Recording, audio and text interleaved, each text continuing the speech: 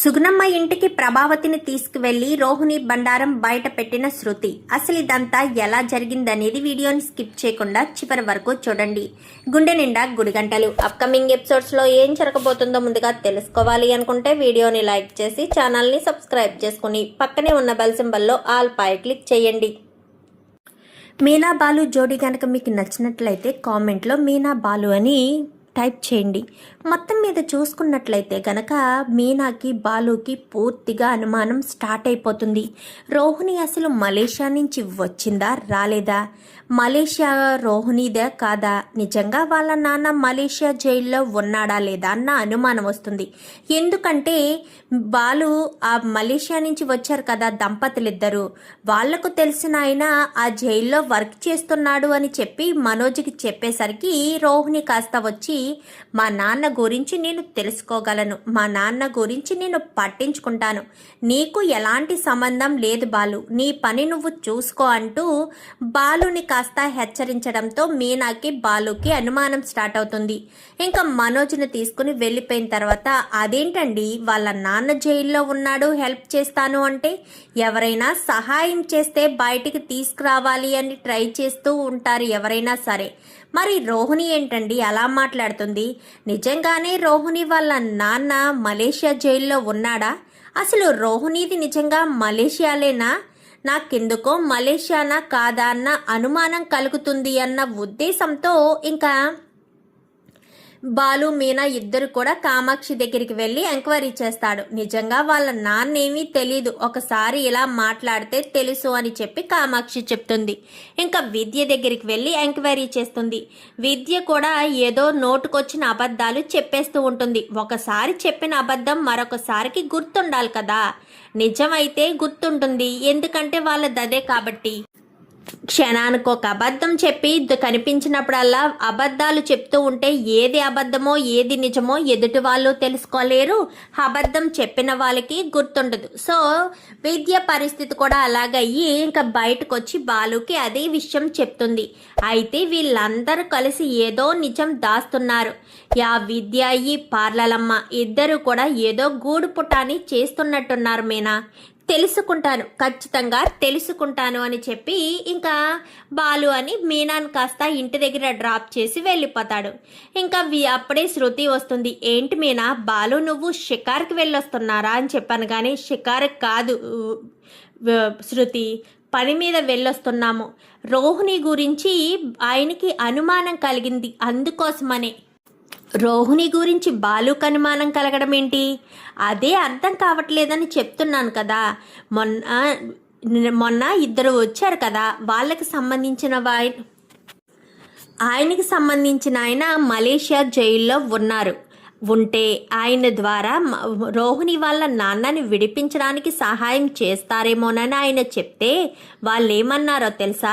ఖచ్చితంగా వద్దు అని చెప్పిందా రోహిణి అని చెప్పనేసరికి నీకెలా తెలుసు శృతి అనగానే నాకు ఎప్పటించో డౌట్. మీనా, తండ్రి జైల్లో ఉన్నాడు అంటే కూతురికి బాధగా ఉంటుంది కదా.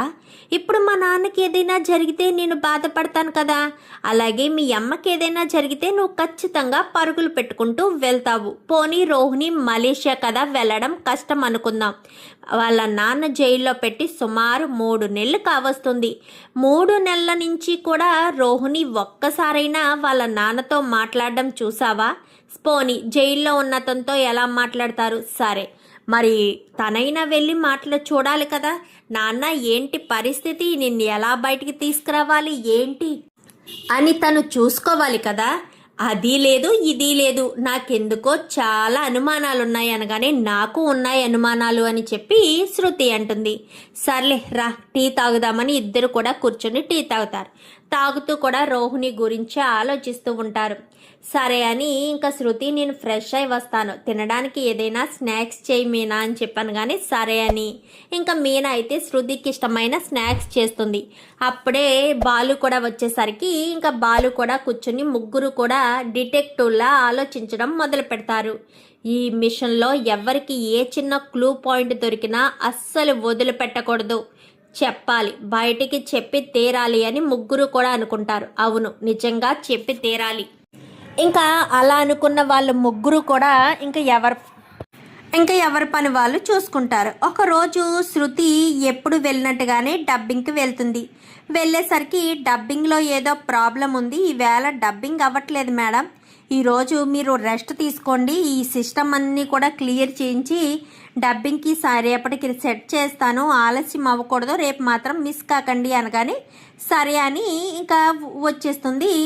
ఇంకా శృతి వచ్చేసి తన ఫ్రెండ్ బయటకు వచ్చిన తర్వాత ఇంటికి వెళ్ళి ఏం చేస్తావే, పైగా రవి కూడా రెస్టారెంట్లో ఉంటాడు, ఇంట్లో మీ మీనా ఎవరో అంటావు, తను కూడా ఉండదు కదా, రా మా ఇంటికి వెళ్దామని ఇద్దరు కూడా మా ఇల్లు పక్కనే వాక్ చేసుకుంటూ వెళ్దాం, మీ ఇంటికా మధ్యాహ్నానికి వెళ్దాం, ఇప్పుడు మనం షాపింగ్ చేద్దాం, సిటీ షేర్ మాల్లో షాపింగ్కి వెళ్దామని ఇద్దరు కూడా షాపింగ్కి వెళ్తారు. షాపింగ్కి వెళ్ళేసరికి ఇంకా రోహిణి కరెక్ట్గా వీడికి ఇక్కడికి వచ్చాక శనివారం సివిల్ డ్రెస్ వేసుకోవాలని, అది మంచి స్కూల్ కదా, మంచి మంచి బట్టలు తీయాలి అన్న ఉద్దేశంతో మనోజ్ దగ్గర డబ్బులు తీసుకుని ఒక 20,000 ఇంకా వీళ్ళిద్దరిని కూడా తీసుకుని షాపింగ్కి అదే సిటీ స్క్వేర్ మాల్కి షాపింగ్కి వెళ్తుంది రోహిణి. అయితే వెళ్ళేసరికి ఇద్దరు కూడా వీళ్ళు చాలా హ్యాపీగా, అంటే రోహిణికి అక్కడ తెలిసిన వాళ్ళు ఎవరుంటారు, సో ఆ ఉద్దేశంతో ఉన్నా కానీ మేనేజ్ చేయొచ్చు, వీళ్ళ కుటుంబంలో వాళ్ళు అయితే మేనేజ్ చేయలేదు కానీ బయట వాళ్ళని మేనేజ్ చేసేస్తుంది కదా రోహిణి. సో అందుకని చాలా సంతోషంగా నీకేం కావాలో తీసుకోరాను కానీ ఇది తీసుకోనమ్మా అది తీసుకోనమ్మా అంటూ మాట్లాడుతూ ఉంటాడు. ఇంకా శృతిని ఇటు వాళ్ళ ఫ్రెండు ఇద్దరు కూడా అదే ఫ్లోర్కి వెళ్ళి చూస్తూ ఉండగానే దూరం నుంచి రోహిణి కనిపిస్తుంది. అదేంటి రోహిణి ఇక్కడికి వచ్చింది, పైగా చిన్నపిల్లల బట్టల డిపార్ట్మెంట్లో ఉందేంటి అని దగ్గరకు వస్తూ ఉండేసరికి అమ్మ రోహిణి ఇది చింటుకి బాగుంటుంది కదా అనగానే అవునమ్మా నిజమే ఇది బాగుంటుంది అమ్మా, ఇది నాకు చాలా బాగుంది అని అప్పుడే ట్రయల్ రూమ్లోంచి వచ్చి చింటూ చెప్తాడు. ఏంటి ఈవిడ సుగుణమ్మ ఎవరో, ఈవిడ్ని రోహిణి అమ్మ అని పిలుస్తుంది, ఆ పిల్లోడు ఈవిడ్ని అమ్మ అని పిలుస్తున్నాడు, నిజంగా రోహిణి కొడుకేనా అని ఇంటికి వచ్చినప్పుడు జరిగిన సన్నివేశాలని ఒకసారి మెమొరీలోకి తెచ్చుకుంటుంది శృతి. తెచ్చుకునేసరికి తన ముఖంలో కంగారు టెన్షను అన్నీ కనిపిస్తున్నాయి. ఒకరోజు ఆ పిల్లోడికి భోజనం కూడా తినిపించింది అని మొత్తం అంతా కూడా గుర్తు తెచ్చుకుని చూస్తూ ఉండేసరికి ఇంకా మొత్తం తీసుకుని చింటూ ఇంకేమైనా కావాలా నాన్న అంటూ మాట్లాడడంతో ఇంకేం వద్దమ్మా, నాకు చాలా సంతోషంగా ఉంది, నువ్వు నాతో కలిసి ఇలా నాకు అన్నీ కొనడం చాలా సంతోషంగా ఉందమ్మా అంటూ చింటూ చెప్తూ ఉండేసరికి ఇంకా అదంతా కూడా శృతి చూసి ఇంకా ఇంతకీ వీళ్ళు ఎక్కడ ఉంటున్నారో ఏంటో, రావే అనగాని ఓసే ఎందుకు తీసుకొచ్చావే షాపింగ్కి, ఎవరినో చూసి ఫాలో అవుతున్నావేంటి, ముందు రా చెప్తాను, తర్వాత సంగతి తర్వాత చూస్తాను, షాపింగు లేదు ఏమీ లేదు, షాపింగ్ పని ఉంటే తర్వాత చూస్తాను అని ఇంకా రోహిణి వాళ్ళ వెనకాలే ఆటోలో ఫాలో అవుతుంది. ఇంకా ముందు ఆటోలో వాళ్ళు దిగుతారు, వెనకాల ఆటోలో వీళ్ళు దిగుతారు. దిగేసరికి వీళ్ళ ముగ్గురు కూడా లోపలికి వెళ్ళిన తర్వాత ఇంకా రోహిణి ఆ ఆటో వెయిట్ చేయని చెప్పి వస్తే నువ్వు ఇక్కడ వెయిట్ చేయి, నేను ఒక 10 నిమిషాల్లో వస్తానని రోహిణి వెళ్ళిపోయి గదిలోకి వెళ్ళి తలుపేసుకుంటుంది. శృతి వెనకాలే వెళ్తుంది. వెళ్ళేసరికి ఇంకా చింటూ ఒకసారి గాలి వేయట్లేదని చెప్పి కిటికీ ఓపెన్ చేస్తాడు. ఆ కిటికీ గెడ పెడదాం అనుకుంటాడు కానీ టైట్గా ఉండడంతో గెడ పట్టదు, చిన్నపిల్లవాడు కదా, సో అందుకని డోర్ ఇలా అనుకునేసరికి ఇలా ఓపెన్ అవుతుంది. స్లోగా కొంచెం తీసేసరికి హాల్లో ఇద్దరు సోఫాలో కూర్చోవడంతో అమ్మ రోహిణి నువ్వెలా వాడితో కలిసి షాపింగ్ చేయించడం అది వాడికి చాలా బాగా నచ్చిందమ్మా అంటూ మాట్లాడేసరికి నాకు చెయ్యాలనే ఉంటుందమ్మా, కానీ ఆ బాలు మీనా రవి శృతి ఇంట్లో వాళ్ళు ఎవరైనా చూస్తే మీరు మా అమ్మ వాడు నా కొడుకు అన్న విషయం బయట పడిపోతుంది, ఇన్ని రోజులుగా నేను ఆడుతున్న అబద్ధం చేస్తున్న మోసం అంతా బయటపడిపోతుంది, పైగా మొన్న డబ్బుల విషయం బయటపడడంతో మనోజ్ మొత్తం నా మీదకి నెట్టేశాడు, మా అత్తగారు నన్ను ఎలా కొట్టిందంటే అంతలా కొట్టింది, కానీ నాకు మనోజ్ అంటే ఇష్టం, ఆ కుటుంబంలోనే కలిసి ఉండాలని నా జీవితం బాగుండాలి అన్న ఉద్దేశంతో అన్నీ భరిస్తూ ఆ ఇంట్లో ఉంటున్నాను. ఇప్పుడు ఈ విషయం తెలిసిందే అనుకో, ఇంకా నన్ను ఇంట్లో ఉంచరు, మడపట్టి బయటకు గెంటేస్తారు. మోసం చేస్తున్నాను అందరినీ మోసం చేస్తున్నాను, నాకు తెలుస్తుంది. కానీ ఆ బాలు మీనా ఎందుకో ప్రతిసారి నా విషయంలో కలగ చేసుకుంటున్నారు అనగానే, వాళ్ళు చాలా మంచి వాళ్ళమ్మా అని చెప్పి సుగుణమ్మ చెప్పేసరికి, ఆ మంచి వాళ్ళే, నీకు అందరూ మంచి వాళ్ళే, నాకు మాత్రం ముంచేవాళ్ళు. నన్ను ఏ రోజుకైనా కోర్టు బోన్లో నిలబెట్టేది బాలుని, ఖచ్చితంగా నిలబెడతాడు. బాలుకి ఏదైనా తెలుసుకోవాలి అనుకుంటే ఖచ్చితంగా తెలుసుకుంటాడు. ఇప్పుడు బాలుకు తగ్గట్టు లేడీ డిటెక్టివ్ అన్నట్టు ఆ శృతి ఒకటి తయారైంది. ఏదైనా సరే ఆరాలు తీస్తుంది. మొన్న ఏదో పంటి నొప్పి అని ఏదో వంక పెట్టి మలేషియా వాళ్ళు వస్తే నా బండారం ఎక్కడ బయటపడిపోతుందని దూది పెట్టుకుని నోట్లో పంటి నొప్పి అని ఏదో మేనేజ్ చేశాను. పోనీ మాట్లాడకుండా ఉందాం కదని. దానికి ఏం చేసింది శృతి, సరాసరి పళ్ళ హాస్పిటల్ తీసుకెళ్ళి ఆ పన్ను కాస్త పీకించేసింది. అది మంచి పన్నే, కానీ పీకించేసింది. ఏం చేస్తాను, నా తలరాత. ఒక అబద్ధాన్ని కప్పిపుచ్చడానికి మరికొన్ని అబద్ధాలు, మరికొన్ని మోసాలు చేయాల్సిన పరిస్థితి వచ్చింది. ఇదంతా నా తలరాత. ముందు మొగడే సరిగ్గా ఉండుంటే నాకు ఇలాంటి పరిస్థితి వచ్చేనా? నిజంగా నా తలరాత బాగోలేదు అంటూ ఎంతగానో బాధపడుతూ ఏడుస్తూ ఉంటుంది. ఇంకా రోహిణి బాధపడకమ్మా అని చెప్పి మాట్లాడుతూ ఉండగానే ఇంకా శృతి బయటకొచ్చి, అమ్మ రోహిణి, నువ్వు ఇంత కథలు నడుపుతున్నావా, చెప్తా నీ పని అని వెంటనే ఇంకా ఆట ఎక్కి సరాసరి పలానా చోట దింపండి అని చెప్తుంది. అదేంటే మా ఇంటికి వస్తానన్నావు కదా అనగానే, తర్వాత విషయం తర్వాత చూసుకోవచ్చు, నువ్వు ముందు వెళ్ళు అని చెప్పి అక్కడి నుంచి తన ఫ్రెండ్ని పంపించేసి ఆంటీ ఆంటీ ఆంటీ అని చెప్పి ఇంకా గ్యాప్ లేకుండా పిలుస్తూనే ఉంటుంది. అప్పటి వరకు ప్రభావతి ఒళ్ళు హోనమయ్యేలా డ్యాన్స్ నేర్పించి అప్పుడే ఇంటికొచ్చి ఇలా రిలాక్స్ అవుతూ ఉండేసరికి రోహిణి ఇంకా అలా వచ్చింది కదా. శృతి వచ్చింది కదా. వచ్చిన తర్వాత ఇంకా ప్రభావతిని పిలవడంతో, ఏంటమ్మా శృతి, ఏం జరిగింది, ఎందుకలా కేకలు వేస్తున్నావు, ఎందుకా, రండి మీకు ఒక విషయం చెప్తాను అనగాని, చెప్తావా అని చెప్పనేసరికి, కాదు చూపిస్తాను, మీరు రండి ఆంటీ ముందు అని ప్రభావతిని చేయి పట్టుకుని మరీ లాక్కొచ్చేస్తుంది. ఎక్కడికి వెళ్తున్నాం శృతి అనగానే, మీరు కొంచెం సైలెంట్గా ఉంటారా, ఎక్కడికో ఏమీ మిమ్మల్ని తీసుకుపోను కదా, మిమ్మల్ని ఏదో పని మీదే తీసుకువెళ్తున్నాను కదా, కొంచెం సేపు సైలెంట్గా ఉండండి, నేను చేయాల్సింది చేస్తాను అంటూ మాట్లాడేసరికి, సరే సైలెంట్గానే ఉంటాను అని సైలెంట్గా ఉంటుంది ప్రభావతి. ఆటో అని పిలిచి పలానా ఏరియాలోకి పోనివ్వనగానే సరేనని ఆ ఏరియాలోకి పోనిస్తాడు. సరే ఇక్కడే ఆపి వెయిట్ చేయి, ఇప్పుడే వస్తామని. ఇంకా ప్రభావతి శృతి ఇద్దరు కూడా గేటు స్లోగా తీసుకుని రండి అని చెప్పి కిటికీ ఓపెన్ చేసి కిటికీలోంచి చూపిస్తుంది. చూడండి మీ పెద్ద కోడలు భాగవతం, ఆవిడెవరనుకుంటున్నారు, మీ పెద్ద కోడలు వాళ్ళ అమ్మ, ఆ పక్కనున్నది ఎవరనుకుంటున్నారు, వాడి కొడుకు అనేసరికి, ఏంటి వాళ్ళు రోహిణికి అమ్మ కొడుకునా, ఏం మాట్లాడుతున్నావు శృతి అనగాని, ఒక్క నిమిషం ఇప్పుడే మీకు రుజువు చేయిస్తానని వాళ్ళిద్దరూ అక్కడ కూర్చుని ఫోన్ చూస్తూ ఉండగానే శృతి ఫోన్ చేస్తుంది. ఫోన్ చేసేసి, రోహిణి ఎక్కడున్నావు అనగానే, ఏ శృతి ఏం కావాలి అనగానే, ఏమీ లేదు, నేను ఇక్కడెక్కడో చూశాను అందుకోసమని అనేసరికి, నేను ఎక్కడికి వెళ్ళలేదు, నేను పని మీద పార్లర్లోనే ఉన్నాను అని చెప్తుంది. చెప్పడంతో సరే అని ఫోన్ పెట్టేస్తుంది. ఎవరమ్మా ఫోను, ఇంకెవరు, ఆ శృతియే, నన్ను ఎప్పటికప్పుడు టార్చర్ పెట్టడానికి రెడీగా ఉంటుంది కదా, ఆ బాలు టార్చర్ పెడతాడు, మీనా టార్చర్ పెడుతుందంటే ఇంకా ఈవిడ కూడా తయారైంది అనగానే, ఇన్ని నిజాలు ఇన్ని మోసాలు చేసే బదులు నిజం చెప్పేయచ్చు కదమ్మా, ఏంటమ్మా ఏం మాట్లాడుతున్నావు, నిజం ఎలా చెప్పేమంటావు, నిజం చెప్తే మా అత్తగారు నన్ను బ్రతకనిస్తుందా, చంపి పడేదు, తన కొడుకును మోసం చేశానని, ఆల్రెడీ నాకు పెళ్ళయింది అన్న విషయం తెలిసిన, నాకు ఒక కొడుకున్నాడని, మలేషియాలో అసలు నాకంటూ ఎవరూ లేరని, నేను చెప్పిందంతా అబద్ధమన్న విషయం తెలిస్తే మా అత్తగారు నన్ను బ్రతకనిస్తుందా, ఏం మాట్లాడుతున్నావమ్మా, నన్ను చంపి ఉప్పు పాతరేస్తుంది, మనిషి శవాన్ని కూడా నీకు దొరకనివ్వదు, నీ కూతురు అలా అవ్వడం నీకు ఇష్టమా అంటూ మాట్లాడేసరికి అది కాదమ్మా అని చెప్పాను. కానీ చూడమ్మా, నువ్వు నాకు సలహాలు ఇవ్వద్దు, నేను చెప్పినట్టు చెయ్యి. నేను ఆల్రెడీ పీకల్లోతు ప్రాబ్లమ్స్లో ఇరుక్కుపోయాను. అందులోకి కూరుకుపోవడం తప్ప అందులోంచి బయటకు వచ్చే అవకాశం లేదు. బయటకు వస్తే పైన నా కోసం పెద్ద పులి కూర్చుని ఉన్నట్టుగా మా అత్తగారు కూర్చునుంది. అందులోంచి బయటకు వచ్చి నిజాలు బయట పెడితే నన్ను అమాంతం మింగేస్తుంది. మనోజ్ కాదు కదా, ఎవ్వరు కూడా నాకు సపోర్ట్ చేయరు.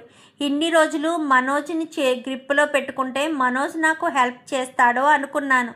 మనోజ్ నాకు ఎలాంటి హెల్ప్ చేయడని క్లియర్గా అర్థమైంది అంటూ మాట్లాడేసరికి సర్లే అని ఇంకిద్దరు మాట్లాడుకుంటూ ఉండగానే ఇంకా ప్రభావతి ఆవేశాన్ని తట్టుకోలేక, కోపాన్ని ఆపుకోలేక సరాసరి మెయిన్ గుమ్మం దగ్గరికి వచ్చి ఒక్క తన్ను తన్నుతుంది. ఆ పైగడ పడినట్టుగా ఉండడంతో ఎప్పుడైతే ప్రభావతి తన్నుతుందో ఇంకా డోర్ అమాంతం ఓపెన్ అయిపోతుంది. ఓపెన్ అయిపోయేసరికి ఇంకా రోహిణి సుగుణమ్మ ఇద్దరు మాట్లాడుకుంటూ ఉండగా ప్రభావతి శృతి ఇద్దరు కూడా ఎంట్రీ ఇస్తారు. ఎంట్రీ ఇచ్చేసరికి ఇంకా అది చూసి శృతి అసలు ఇదిగో చూసారు కదా ఆంటీ అంటూ పక్క నుంచి మాట్లాడుతూ ఉంటుంది. ఇంకా రోహిణి అయితే అది కాదత్తయ్య అని చెప్పాను కానీ చెంప చెల్లు మనిపించేసరికి ఇంకా ఏంటని ఇక్కడ చేస్తున్నావు, ఈవిడ మీ అమ్మ అంటే ఇన్ని రోజులు నాకు చెప్పినవన్నీ అబద్ధాలన్నమాట. నన్ను మోసం చేసావన్నమాట. నీ కట్టుకున్న మొగుడిని కూడా మోసం చేసావు కదే. మలేషియా అంటూ ఎన్ని నాటకాలు ఆడావే. నువ్వు మామూలు దానివి కాదు. ఇన్ని కుట్రలు ఇన్ని కుతంత్రాలు చేస్తావని కలలో కూడా అనుకోలేదు. నేను చాలా తక్కువ అంచనా వేశాను. నువ్వు ఎలాంటి దానివో తెలిసాక నేను మాత్రం నిన్ను ఎప్పటికీ మర్చిపోలేను. నువ్వు ఇంత దారుణంగా ఆలోచిస్తావని, ఈ రకంగా ఉంటావని నేను కలలో కూడా అనుకోలేదు అంటూ ఇంకా ప్రభావతి మాట్లాడేసరికి అది కాదత్తయ్య, నేనొక్కసారి చెప్పేది వినండి అత్తయ్య, నా మాట వినిపించుకోండి అత్తయ్య అని చెప్పి ఇంకా రోహిణి కాస్త అంటూ ఉంటుంది. ఏం వినాలి, ఏం వినిపించుకోవాలి? నీ మాట నేను ఎందుకు వినాలి? ఎందుకు నీ మాట వినాల్సిన పరిస్థితి నాకు కల్పించావు? నువ్వు చెప్పే ప్రతి ఒక్కటి అబద్ధము అని తెలిసాక ఇంకా నేను నిన్ను నమ్మాలా? నిన్ను నమ్మి నేను మోసపోవాలా అంటూ ఇంకా ప్రభావతి అనేసరికి నేను మిమ్మల్ని మోసం చేయలేదత్తయ్య అని చెప్పాను. కానీ ఇంకా చాలు రోహిణి, నువ్వు నన్ను మోసం చేయలేదా? ఏమంటున్నావు? నీకేమైనా తెలుస్తుందా? మోసం చేయలేదు అంటూ అలా ఎలా మాట్లాడతావు? నువ్వు చేసింది అడుగడుగునా మోసమే. నువ్వు చేసింది ప్రతి ఒక్కటి మోసమే. మోసం చేయలేదత్తయ్య అంటూ ఇంకా మాట్లాడడానికి సిగ్గు అనిపించట్లేదా? అయినా నీకు నేను నాకంటే అమాయకురాలు, నాకంటే హీనరాలు దొరకలేదా? నేను అసలు నీకు ఎలా కనిపిస్తున్నానే? ఏ రకంగా నన్ను మోసం చెయ్యాలనుకున్నావే? అసలు నిన్ను చూస్తుంటేనే నాకు అసహ్యం కలుగుతుంది అంటూ ఇంకా ప్రభావతి రోహిణిని తిట్టకుండా తిట్టేసరికి అది కాదత్తయ్య అని చెప్పి ఇంకా రోహిణి ఎంతగానో మాట్లాడడానికి చేయడానికి ట్రై చేసేసరికి ప్లీజ్ అత్తయ్య, నా మాట వినండి అత్తయ్య, నేను చెప్పేది ఒక్కసారి వినండి అత్తయ్య అంటూ చెప్పడంతో ఎంత చెప్తున్నా కానీ ప్రభావతి మాత్రం రోహిణి మాట వినిపించుకోకపోయేసరికి ఇంకా నువ్వు ఇలా చేస్తావని నేను అస్సలు అనుకోలేదు రోహిణి. నువ్వు నాకు చెప్పినవన్నీ నిజాలు అనుకున్నాను. నువ్వు నన్ను మోసం చేయవనుకున్నాను. కానీ నువ్వు నన్ను మోసం చేశావు, నాకు ద్రోహం చేశావు, నాకు ఇంత అన్యాయం చేస్తావని కలలో కూడా అనుకోలేదు అంటూ మాట్లాడడంతో నేనేమీ కావాలని మోసం చేయలేదత్తయ్య. నేను మీకు నిజం చెప్పాలని ఎన్నోసార్లు అనుకున్నాను, చెప్పే అవకాశం రాలేదు అంతే తప్ప మిమ్మల్ని నేను మోసం చేయాలన్న ఆలోచన నాకు లేదత్తయ్య అంటూ ఇంకా రోహిణి మాట్లాడుతూ ఉంటుంది. వద్దు రోహిణి, నువ్వు నా ఇంటికి గడప తొక్కొద్దు. నువ్వు నా ఇంటికి రావడానికి వీల్లేదు. నువ్వు చేసిన మోసాన్ని నేను తట్టుకోలేకపోతున్నాను. నువ్వు ఈ రకంగా నన్ను మోసం చేస్తావని అస్సలు అనుకోలేదు అని ఇంకా ప్రభావతి కాస్త రోహిణిని మాటలంటూ ఉండగా రోహిణి మాత్రం ప్లీజ్ అత్తయ్య అంటూ బ్రతిమాలుతూ ఉంటుంది. బ్రతిమాలేసరికి ఇంకా ప్రభావతి వద్దు అని శృతి పద మనం వెళ్దామని అక్కడి నుంచి ప్రభావతి శృతిని తీసుకుని వెళ్ళిపోతుంది. వెళ్ళిపోయేసరికి అత్తయ్య ఏంటి నన్ను ఎలా అపార్థం చేసుకున్నారు? నేను నిజంగా అత్తయ్యని మోసం చేశానని అత్తయ్య అనుకుంటున్నారు. నేను మోసం చేయలేదు. నా బ్రతుకు తెరువు కోసం నేనేదో చేశాను. దానికి అత్తయ్య నన్ను ఇలా అపార్థం చేసుకుని నన్ను ఇలా బాధ పెడతారని కలలో కూడా అనుకోలేదు. నేను అసలు ఏం తప్పు చేశాను? నేను ఏ తప్పు చేయలేదు కదా. అయినా సరే అత్తయ్య నన్ను ఎందుకు అపార్థం చేసుకుంటున్నారు అని రోహిణి కాస్త అనుకుంటుంది. అలా అనుకున్న రోహిణి ఇంకా ఏం మాట్లాడాలో అర్థం కాక, ఇప్పుడు ఇంటికి వెళ్తే నా పరిస్థితి ఏంటి? నన్ను అత్తయ్య ఇంట్లో ఉండనిస్తారా? ఇంట్లోంచి బయటకు గెంటేస్తారా? నా గురించి మొత్తం తెలిసిపోయింది.